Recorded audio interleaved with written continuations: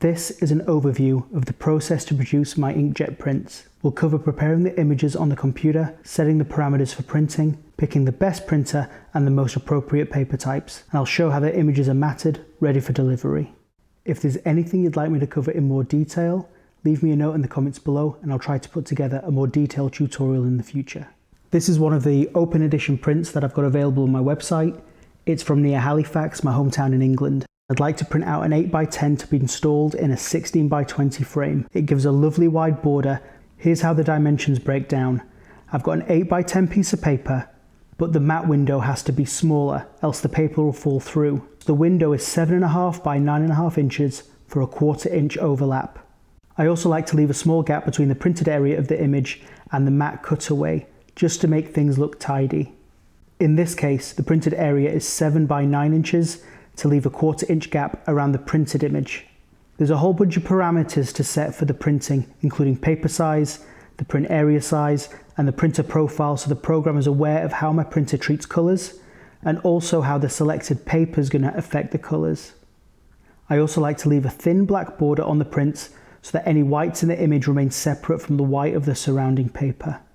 This is a colour calibrated monitor, so that the colours that I'm looking at are the ones that will be printed. So I don't have to do any second guessing or run large numbers of test prints because the colours will be pretty much what I see on the screen. With prints that are for sale, we can't cut any corners when it comes to quality. The printer uses pigment inks, which are the most archival inks available. I don't run the risk of using lower quality third-party inks. I use the manufacturer's inks, which are some of the most expensive liquids in the world. I limit my paper choices to the most appropriate matte paper and semi-gloss paper. These are top of the line, acid-free papers resistant to possible yellowing over time.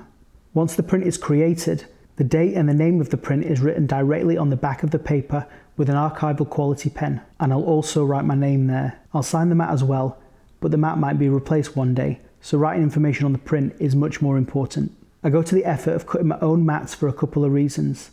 The first of which is because I like an 8x10 to be framed in a 16x20 frame, and that combination is not easily found in pre-cut mattes. I also have a preference for bottom weighting the matte. That means having a wider border at the bottom than at the top. This puts the image in the optical center, which the human brain finds very satisfying. The image is attached to the matte using a single piece of acid-free tape at the top of the paper.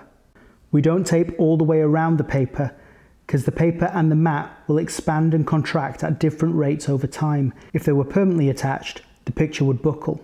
Attaching the image with just one piece of tape allows the picture to move independently of the matte.